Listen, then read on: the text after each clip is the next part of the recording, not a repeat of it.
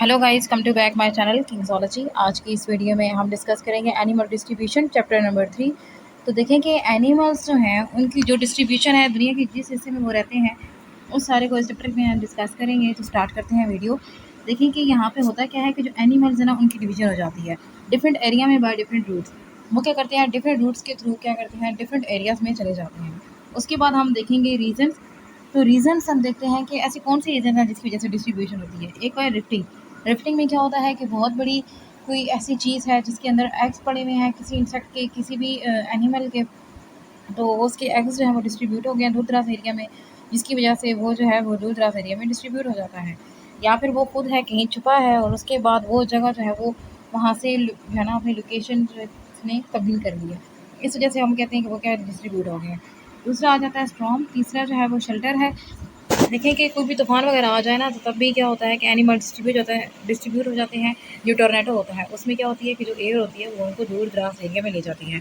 फिर बात आ जाती है शेल्टर की। तो ये क्या है, जो शेल्टर है इसमें क्या होता है कि लोग पनाह लेते हैं। ठीक है, जैसे कि बहुत सारे एनिमल्स ले लेंगे किसी न किसी जगह पे, तो उससे क्या होगा कि उनका ओवरऑल जो शेल्टर है वही एक जगह से दूसरी जगह चल पड़ेगा, या फिर वो वहीं पे रह जाएंगे, जिसकी वजह से क्या होगा कि वो डिस्ट्रीब्यूट हो जाएंगे उसी एरिया में। या फिर स्विमिंग के ज़रिए, जैसे फिशेस होती हैं स्विमिंग के ज़रिए जाती हैं। सबमर्ज एरियाज़ जो होते हैं ऐसे एरियाज़ जो बार बार मतलब सिंक हो जाते हैं वाटर के अंदर और फिर निकल आते हैं, जैसे कि आइसलैंड वगैरह होते हैं, तो वहाँ से भी ऐसे ही होगा।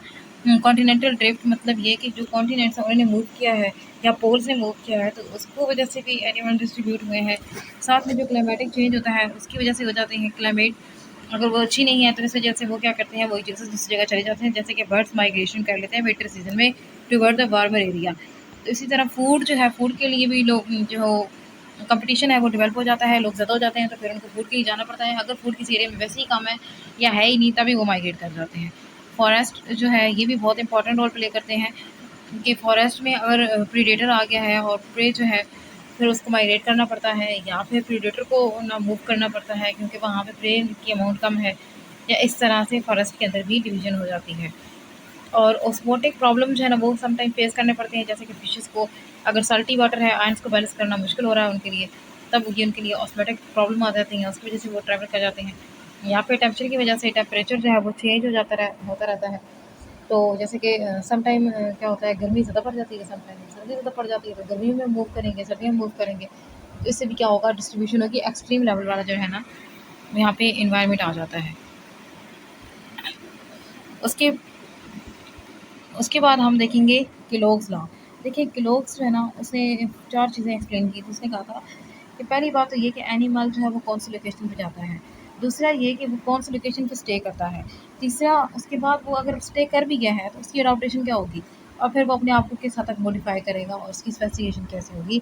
स्पेसिएशन का मतलब होता है स्पीशीज़ की फॉर्मेशन, कि स्पीशीज़ जो है वो किस तरह से बनती हैं। तो ये सारा कुछ जो है ना ये किलोग्स लॉ में था, जो कि ओवरऑल एक्सप्लेन करता है कि किस तरह एनिमल जो है वो डिस्ट्रीब्यूट हुए हैं। उसके बाद हम देखेंगे टाइप्स ऑफ डिस्ट्रीब्यूशन के, ऐसे कौन सी टाइप्स हैं जिनसे क्या होगा कि एनिमल डिस्ट्रीब्यूट हुए हैं। तो सबसे पहले है cosmopolitan, continue, discontinue, isolated, bipolar and endemic. तो अभी हम सबसे पहले ये देखेंगे कि कॉस्मोपॉलिटन जो है ये किस किस्म की टाइप है, इस तरह इसमें एनिमल्स की जो डिस्ट्रीब्यूशन है वो किस तरह से होती है। देखें जो कॉस्मोपॉलिटन होती है ये पूरी दुनिया के जितने भी हैबिटाट हैं उन सब में एनिमल्स की जो लोकेशन है उसके बारे में हमें बताती है। एंड इसमें हम जो है ना वो सारा कुछ देखते हैं कि दुनिया की सारी लोकेशंस देखते हैं जहाँ जहाँ पे एनिमल्स प्रेजेंट हो सकते हैं। इसमें सारे रीजन्स आ जाते हैं, इसमें एंटार्क्टिका भी आता है, अरेक्टिक भी आता है, और बाकी जितने भी हैं वो वाली चीज़ें जहाँ पे हम एक्सट्रीम वेदर की बात करते हैं। ठीक है, तो एक्सट्रीम वेदर भी उसके अंदर आ जाते हैं। मीन्स कि ऐसे लोकेशंस जहाँ पे एक्सट्रीम जो है वेदर होता है, या तो बहुत ज़्यादा कोल्डनेस होती है या फिर बहुत ज़्यादा वार्म होता है, तो वहाँ पर भी तो ज़ाहिर सी बात है एनिमल्स होंगे। लेकिन ऐसा है कि बहुत कम होंगे, या फिर वो क्या होंगे बहुत ही ज़्यादा ना, मतलब हम ये कह सकते हैं कि यूकैरियोट में या प्रोकैरियोट के फॉर्म में होंगे, तो हमने उनको भी देखना होता है। तो कॉस्मोपॉलिटन का मतलब होता है पूरा ओवरऑल पूरी वर्ल्ड के जितने एनिमल्स हैं उन सब की डिस्ट्रीब्यूशन हम देखेंगे। तो सम टाइम क्या किया जाता है इसमें, ये जितने एक्सट्रीम वेदर वाले होते हैं आर्कटिक एंड ये हो गया अंटार्कटिका, इनको इन्वॉल्व नहीं किया जाता।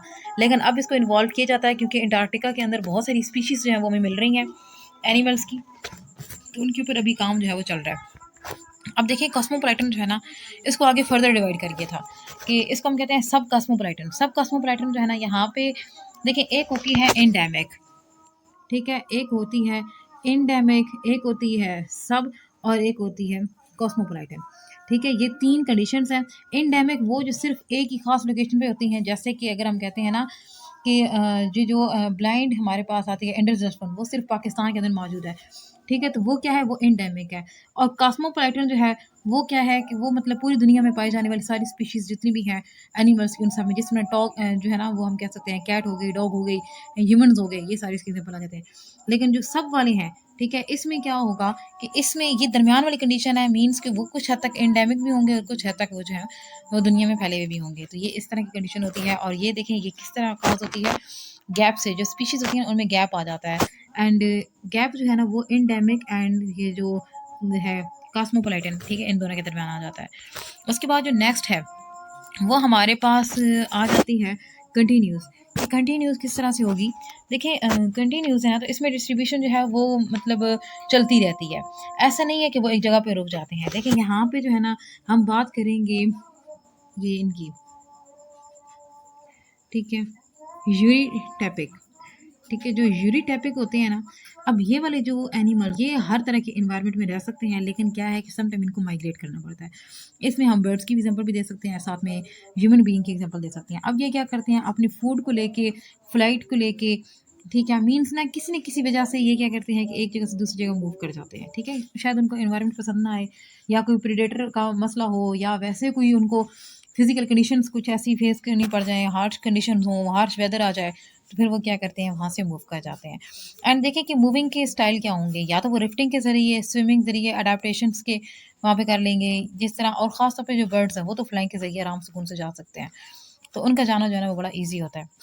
लेकिन पीछे बात रहेगी ये जो होते हैं रिप्टाइल्स, तो इनकी मूवमेंट थोड़ी सी स्लो डाउन हो जाती है, क्योंकि इन्हें लॉन्ग डिस्टेंस ट्रैवल करने होते हैं और करना भी इन्हें लैंड से होता है, तो वहाँ पे ट्रैवलिंग जो है ना वो थोड़ी सी मुश्किल हो जाती है। उसके बाद हम देखेंगे ये कंटिन्यूस है, मतलब वो कंटिन्यूसली ना डिस्ट्रीब्यूट होते रहते हैं वाइड रेंजेस पे। ठीक है, इसमें कोई जो है ना वो एक तरह का नहीं गैप शैप नहीं आता। लेकिन डिसकंटिन्यूस में क्या होता है कि कुछ हद तक होती है। देखें अब मैं आपको बताऊँ कि एक स्पीशी है, फॉर एग्जाम्पल रेड वाला, ठीक है, वो यहाँ पे है, वो यहाँ पे है, ठीक है, अगर वो जाना चाहता है ये येलो वाला जो लैंड है इसके ऊपर वो जाना चाहता है, उसको पता लगा है कि वहाँ पे फूड भी ज़्यादा है, वहाँ पे शेल्टर भी है, पानी भी है, सारे कुछ चीज़ें हैं मौजूद, और वो वहाँ पे ब्रीडिंग भी ऐसे कर सकता है और बहुत सारे बेबी जो हैं ऑफ स्प्रिंग्स उनको प्रोड्यूस कर सकता है। तो वो क्या करेगा, वो यहाँ से ना सीधी माइग्रेशन करेगा।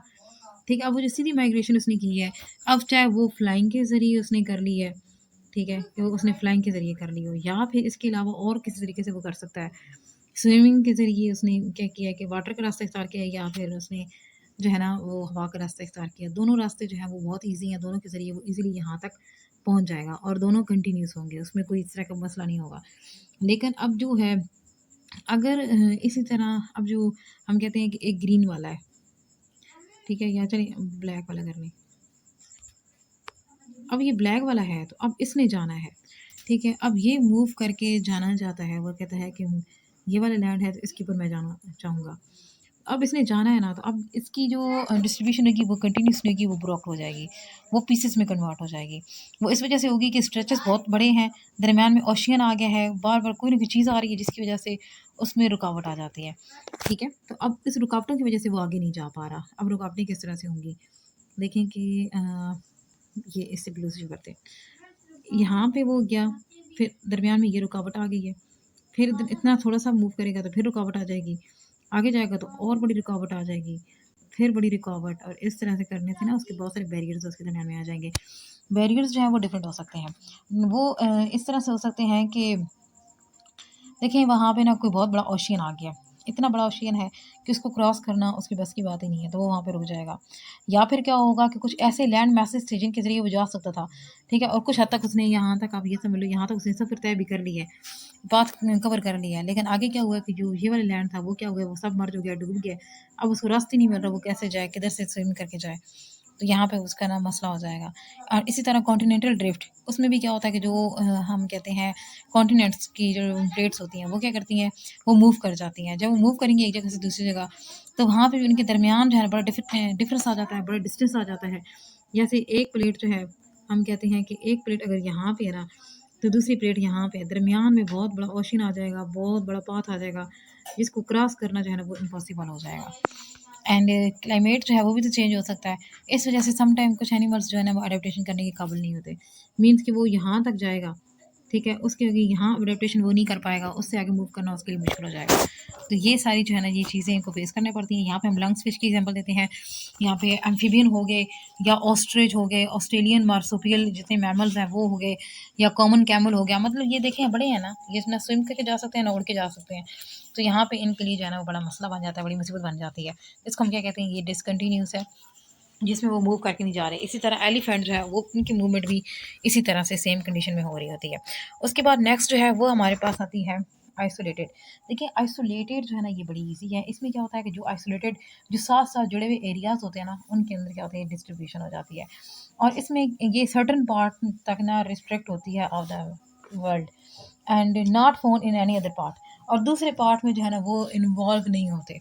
ठीक है, जैसे कि देखिए फॉर एग्जाम्पल एक लैंड जो है ना हम कहते हैं कि ये एक लैंड है, ठीक है।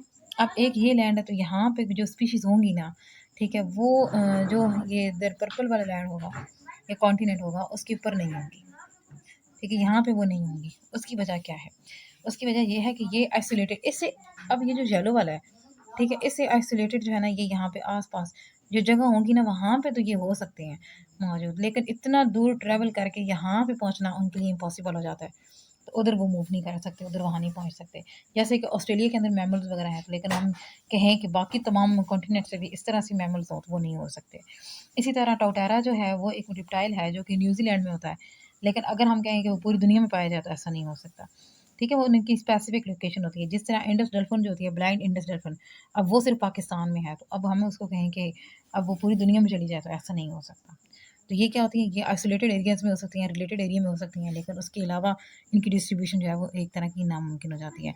उसके बाद नेक्स्ट जो है ना वो हमारे पास आ जाती है बाइपोलर। जो पोल्स होते हैं ना उनके ऊपर डिस्ट्रीब्यूशन होती है। देखें कुछ जो है बाइपोलर है ना, दोनों पोल साउथ हो गया एंड नॉर्थ हो गया, एंड दोनों पोल्स पे क्या होगी जो है वो मूवमेंट हो रही है। ठीक है, जो चीज़ें हैं वो मूव कर रही हैं।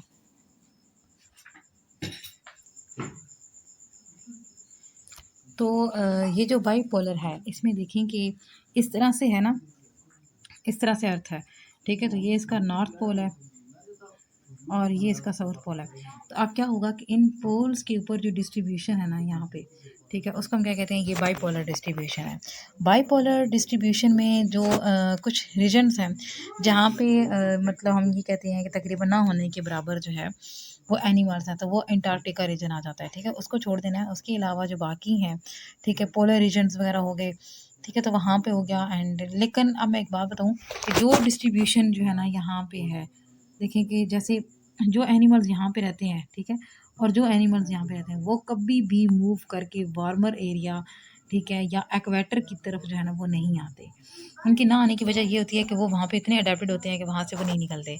जैसे कि इसकी एग्जांपल हम दें ना अगर, तो देखें कि जो सल्मन फ़िश है, ठीक है, वो कोल्ड वाटर में रहती है, तब वो भी इसी तरह माइग्रेट करके कभी वार्मर वाटर में नहीं आती। अगर वो वार्मर वाटर में आती है तो उसको ऑक्सीजन की कमी हो जाएगी, सफोकेशन होगी, उसकी डेथ हो जाएगी। एंड इसी तरह अगर हम ना पोलर बियर जो होता है वाइट कलर का, या आर्कटिक फॉक्स होती है, तो ये कभी भी जो है ये किसी तरह की, या लेमिंग्स हो गया, या कुकाइट हो गया, रेनडियर हो गया, ये जो है ये पोलर रीजन्स में रहते हैं, लेकिन वहाँ से कभी भी ये निकल के किसी और जगह पे नहीं जाते। उसके बाद जो नेक्स्ट है देखें कि एंडेमिक यही है कि वो क्या है, एक स्पेसिफिक एरिया में रहते हैं, एक वन जियोलॉजिकल एरिया है, उसी के अंदर रहेंगे, चाहे वो स्मॉल है चाहे वो लार्ज है, लेकिन वो किसी दुनिया की किसी और जगह पे वो नहीं रहेंगे। जैसे कि गैलापागोस फिंचेस जो थी, ठीक है, डार्विन ने जो डिस्कवर की थी, तो वो भी एक ही लैंड पे थी। गैलापागोस आइसलैंड जो थे ना, ठीक है, था ओवरऑल गैलापागोस ही था, लेकिन उसके आगे डिफरेंट जो है ना वो आइसलैंड थे। जैसे ये गैलापागोस है ना, ठीक है, इस पूरे को उसने नाम दे दिया, तो यहाँ पे भी एक लैंड आ गया, यहाँ पे लैंड आ गया, यहाँ पे लैंड, दरमियान में ओशियन है, ठीक है, लेकिन ये थे क्या, रिलेटेड थे। तो इन सब में जितनी भी स्पीशीज़ थी वो रिलेटेड थी, तो वो उसने डिस्कवर की थी, और वो सिर्फ वहाँ पर ही हैं। वो कभी भी ये पाकिस्तान वाले या किसी हमारे एरिया में जो है कभी भी नहीं आ सकती, तो क्योंकि वो एंडेमिक है। इसी तरह इंडस डॉल्फिन जो मैंने आपको बताया पहले भी कि पाकिस्तान की एंडेमिक स्पीशी है, वो कहीं और जो है वो नहीं जा सकती। उसके बाद जो है ना नेक्स्ट हम देखेंगे जो बैरियर्स हैं देखें, यहाँ पे ना मुख्तलिफ तरह के बैरियर्स हो सकते हैं। एक्सटर्नल कुछ फैक्टर्स हो सकते हैं जिसकी वजह से क्या होगा कि एनिमल्स जो है ना उनकी डिस्पर्शन या डिस्ट्रीब्यूशन जो थी वो लिमिटेड हो जाती है, स्टॉप हो जाती है। तो उनका हम क्या कहते हैं, ये क्या है, ये बैरियर्स हैं। अभी हम बैरियर्स जो है ना उनकी देख लेंगे कि टाइप्स क्या हैं, किस किस्म के बैरियर्स जो है वो फेस करना पड़ते हैं। देखिए, सबसे पहले जो हमारे पास बैरियर आएंगे ना वो आएंगे फिजिकल बैरियर। फिजिकल बैरियर में हमें पढ़ना होगा वाटर बॉडीज़। वाटर बॉडीज़ में ओशियन, रिवर, स्ट्रीम्स वगैरह आ जाती हैं जिसकी वजह से वो एनिमल्स जो कि स्विम नहीं कर सकते, जैसा कि कैमल वगैरह हो गया, एलिफेंट हो गया, तो उनको एक जगह से दूसरी जगह जाने में बहुत प्रॉब्लम होती है। अगर माउंटेन आ जाए तो कुछ एनिमल्स ऐसे होते हैं जो कि माउंटेन नहीं चढ़ सकते, ठीक है, वो उस जगह को क्रॉस नहीं कर सकते। इस वजह से फिर उनको क्या करना पड़ता है, उनको वहीं सब्र शुक्र करके रहना पड़ता है, क्योंकि वो इतनी बड़ी जो लोकेशन है उसको क्रॉस करके आगे नहीं जा सकते होते, तो फिर वहीं पे ना वो रह जाते हैं। तो माउंटेन्स की वजह से भी ये भी उनके लिए बड़ा बैरियर आ जाता है, ठीक है। जैसे कि टाइगर, एलिफेंट हो गया, राइनोसीरोस हो गया, डीर, कोबरा हो गया, तो ये सारे जो हैं ये कभी भी डिफरेंट माउंटेन्स को क्रॉस करके आगे नहीं जाते। तो इनकी जो टाइप्स हैं ना एनिमल्स की, वो हमें इंडियन जो सब कॉन्टिनेंट है उसके ऊपर मिलती हैं, लेकिन ये हमें और किसी साइड पे नहीं मिलती, सिर्फ इस वजह से क्योंकि दरमियान में पहाड़ आ गए थे। उसके बाद नेक्स्ट जो है देखिए, ये चीज़ ओशियंस वगैरह ये तो वाटर बॉडी में आ जाएगा। फिर आ जाते हैं डेज़र्ट। डेज़र्ट इतने बड़े होते हैं कि उनके अंदर वार्मर टेम्परेचर होता है, बहुत हॉट एनवायरनमेंट होता है दिन के वक्त। रात को अगर होता है तो बहुत ज़्यादा ठंडा हो जाता है, जैसे कि सहारा डेज़र्ट हो गया, बहुत लार्जेस्ट डेज़र्ट है। उसके अंदर से भी अगर हम कहें कि लाइन और चीता वगैरह ये मूव करके एक जगह से दूसरी जगह चले जाएँ, तो ऐसा मुमकिन नहीं है, वो नहीं जा सकते, ठीक है। और यहाँ पे सेंट्रल अफ्रीका हो गया और कहाड़ी, यहाँ पे भी कुछ डेज़र्ट हैं, लेकिन वो भी हम ये कहें ना कि उनको क्रॉस करें तो उनको क्रॉस नहीं किया जा सकता, ठीक है। तो ये जो एनिमल्स हैं, ये जिराफ हो गया, ज़ेब्रा, लाइन, चीता, एलिफेंट, राइनोसेरोस, ये उसको क्रॉस नहीं कर सकते। तो इस वजह से वो वहाँ पे भी ना ये भी चीज़ एक फिज़िकल बैरियर आ जाता है जिसकी वजह से वो लिमिटेड हो जाते हैं उनके मूवमेंट। नेक्स्ट जो बैरियर है वो है क्लाइमेटिक। देखिए, जो क्लाइमेट होती है किसी भी एरिया की आबो हवा, वो भी एक बैरियर हो सकती है। जैसे कि अगर लाइट वहाँ पे बहुत ज़्यादा है, सनलाइट इस तरह की है कि वहाँ पे मतलब बहुत ज़्यादा हार्श है। और जिस तरह के अंटार्कटिका में कहा जाता है कि एक बहुत बड़ा होल होता है, ओजोन लेयर नहीं होती वहाँ पे, जिसकी वजह से वहाँ पे एनिमल्स की का रहना नामुमकिन हो जाता है, क्योंकि वहाँ पे बहुत अल्ट्रा वायलेट रेज जो है वो मूव करके आती हैं अर्थ के ऊपर, और फिर इस वजह से बड़ा नुकसान होता है, कैंसर काज होना शुरू हो जाते हैं। इस वजह से वहाँ पे एनिमल्स जो है ना हम कहते हैं कि मोस्टली नहीं रहते होते। तो देखिए, लाइट का अब यहाँ पे इशू आ गया है, और कुछ देखें लाइट जो है ना वो मूवमेंट हो गई, ठीक है, डिस्पर्सल ग्रोथ और माइग्रेशन। मतलब ये कि लाइट का ना बहुत रोल है। लाइट जो है वो हमारे लिए फूड प्रिपेयर करने में हेल्प करती है। ये जो जितनी फोटोसिंथेसिस कम हो रहा है प्लांट्स के अंदर, ये सारा कुछ उसकी वजह से हो रहा होता है। ये इनकी मूवमेंट है वो भी, एनिमल्स की मूवमेंट वो भी उसकी वजह से होगी। उनकी लोकेशन जो है, डिस्पर्सल उनका किस तरह से ग्रोथ हो गया, माइग्रेशन, ये सारा जो है ना उसकी वजह से होता है। तो अभी हम देखेंगे बायोलॉजिकल बैरियर। तो बायोलॉजिकल बैरियर जो है इसमें आ जाती है वेजिटेशन, अवेलेबिलिटी ऑफ एनिमल्स। देखें, बायोलॉजिकल बैरियर है ना मीन्स के बायो से रिलेटेड बैरियर है। ये वो बैरियर है जिसकी वजह से क्या होगा कि पूरी की पूरी लाइफ जो है ना वो अफेक्ट होती है, और उनको एक जगह से दूसरी जगह मूव करके जाना पड़ता है। बायोलॉजिकली में हम अगर वेजिटेशन की बात करते हैं तो इसका मतलब यही है कि वेजिटेशन नहीं है, फूड नहीं है, जिसकी वजह से वो एक जगह से दूसरी जगह मूव करके जा रहे हैं, ठीक है। ग्रास लैंड जो है वो मतलब डेजर्ट में तब्दील हो गए हैं, तो वहाँ पे अब डियर वगैरह ये इस तरह के एनिमल्स, रैट वगैरह वो नहीं रह सकते। उनको क्या करना पड़ता है, मूव करना पड़ता है टूवर्ड द सेफ प्लेस। और उसके बाद अवेलेबिलिटी ऑफ एनिमल्स देखें, इसमें ये है कि जो प्रीडेटर प्रे रिलेशनशिप है, ठीक है। अगर प्रे ने बचना है तो उसको या तो अपनी लोकेशन ही चेंज करनी पड़ेगी, और अगर प्रीडेटर चाहता है कि वो सर्वाइव करे तो उसको ऐसी लोकेशन पे जाना होगा, ऐसी जगह जाना होगा जहाँ पे उसको बहुत सारे प्रे मिले और उसकी फूड जो है ना वो उसको अवेलेबल हो। तो ये सारा जो है ना इसको हम क्या कहते हैं, ये क्या है, ये बायोलॉजिकल बैरियर्स है, जिसकी वजह से क्या होता है कि एनिमल्स को दूर दराज एरिया में डिस्ट्रीब्यूट होना पड़ता है, और उनको वो जगह जो है वो छोड़नी पड़ती है और उससे निकलना पड़ता है। एंड सबसे इम्पॉर्टेंट चीज़ जो है वो ये कि जो भी हम बात करते हैं, ठीक है, बायोलॉजिकल बैरियर में, तो यहाँ पे ना जितने भी डिस्पर्सल होता है एनिमल का, वो डिफरेंट हैबिटाट में होता है, कभी भी वो सेम हैबिटाट में नहीं होगा। देखो एंड अगर ना एक जगह एक पैरासाइट नहीं है, एक वायरस ने अटैक कर दिया है, तो दूसरे एनिमल्स को भी उससे खतरा हो सकता है। इस वजह से क्या किया जाता है, या तो वो जो इन्फेक्टेड एनिमल होता है उसको वहाँ से दूर कर दिया जाता है, ताकि बाकी जितनी पॉपुलेशन है, बाकी जितनी स्पीशीज़ हैं, उनको ख़राब ना हो, उनको वायरस अटैक ना करे, उनको पैरासाइट किल ना करे। जो इन्फेक्टेड होगा उसको या तो निकाल देंगे, या फिर क्या होगा कि इन्फेक्टेड को छोड़ के बाकी जो है वो सारे उस लोकेशन को छोड़ के दूसरी जगह पे ट्रांसफ़र हो जाएंगे।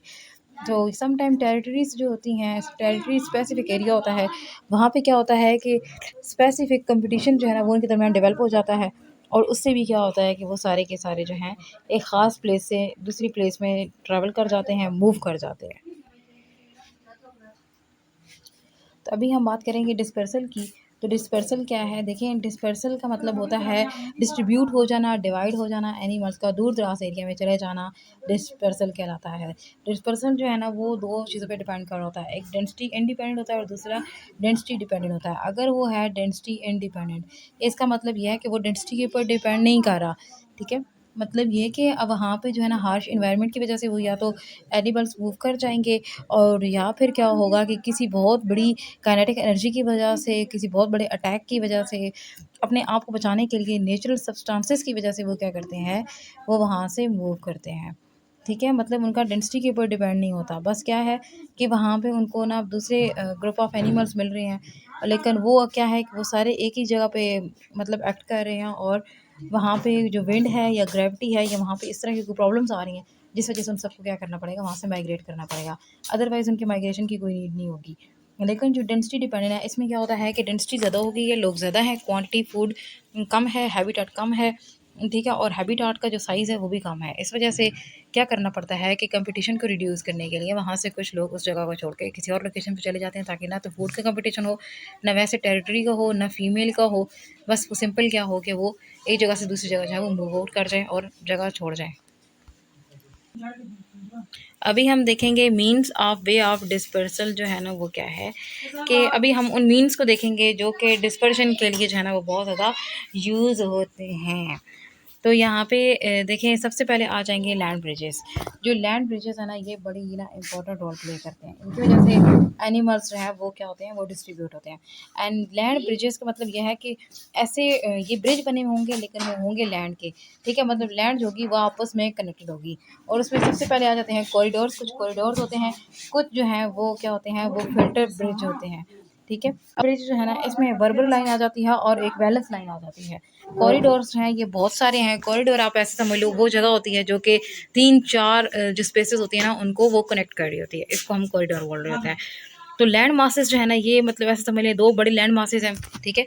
इस तरह ये एक बहुत बड़ा ये वाला लैंड है, एक बहुत बड़ा ये वाला लैंड है। ये दोनों क्या है, ये आपस में कनेक्टेड जब होते हैं ना जिस जगह से, उसको हम क्या कहते हैं, ये क्या है, ये लैंड ब्रिज है, ठीक है। एंड लैंड ब्रिजेस को आगे से डिवाइड कर दिया गया है टू में, कॉरिडोर एंड साथ में जो है ना फिल्टर ब्रिज। अगर हम बात करते हैं इसके कॉरिडोर की, तो कॉरिडोर जो है ना वो क्या होता है कि जिसमें क्या होगा, 3-4 ये देखें, ये एक लैंड है, एक ये वाला लैंड है, तो आप इनको भी कनेक्ट कर रहा है।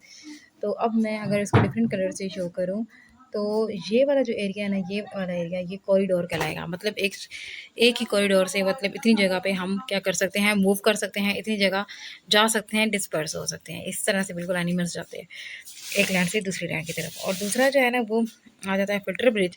तो इसमें जो है ना बहुत सारी लाइंस होती हैं जो कि बनी हैं किसकी वजह से, लावा की वजह से, मैग्मा की वजह से, मैग्मा की कूलिंग से।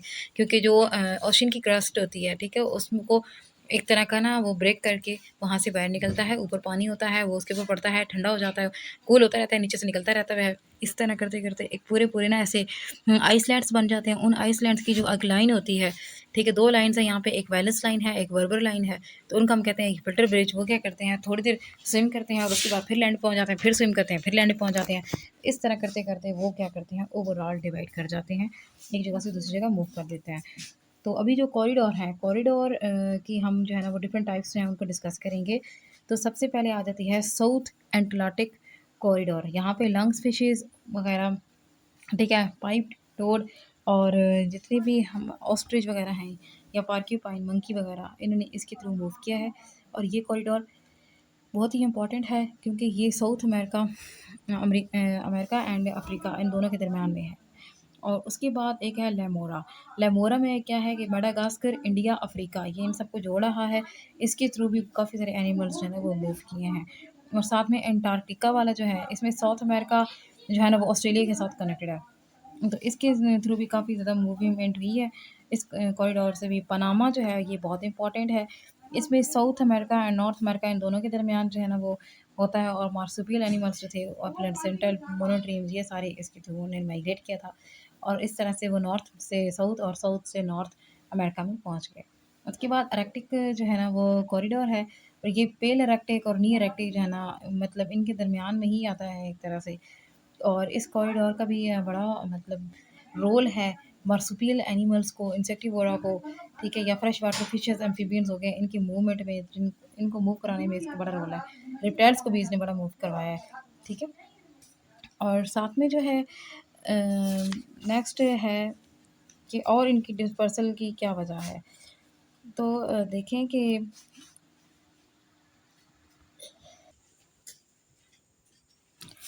तो कुछ जो है ना वो स्वीप स्टैकर होते हैं।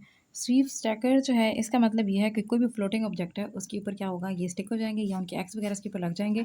और फिर उसके थ्रू क्या होगा कि जितनी मूवमेंट है वो इधर से उधर चली जाएगी, ठीक है। मीन्स कि वो एनिमल्स वहाँ एक जगह से दूसरी जगह मूव करना स्टार्ट कर देंगे।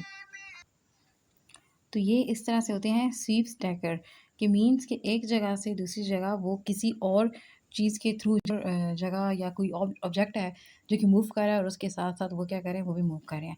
साथ में विंड के ज़रिए भी जाते हैं, स्टॉर्म वगैरह आ जाए तो फिर भी वो मूव कर जाते हैं। और बर्ड्स के साथ देखें बहुत सारे ऐसे एनिमल्स हैं जो बर्ड्स के फीदर में छुप जाते हैं, इंसेक्ट्स वगैरह, और एक जगह से दूसरी जगह मूव कर जाते हैं। कुछ ह्यूमंस के साथ चले जाते हैं, जैसे कि डॉग हो गया, वायरस हो गया, कैट्स वगैरह हो गई। तो मतलब ये कि जिस तरह कार्गो वगैरह किया जाता है समटाइम एनिमल्स को भी किया जाता है। और इस तरह से जो है ना वो एनिमल्स मूव कर जाते हैं ह्यूमंस के थ्रू भी।